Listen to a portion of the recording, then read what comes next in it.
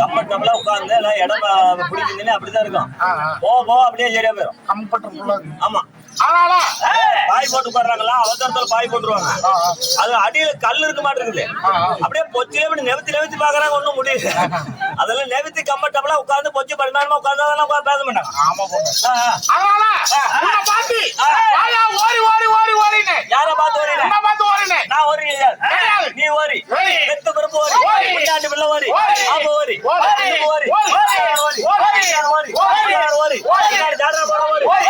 கூத்தியா ஓரி பாத்திரா ஓரி பண்ணி மேய்க்கிறது ஆள முடியாது.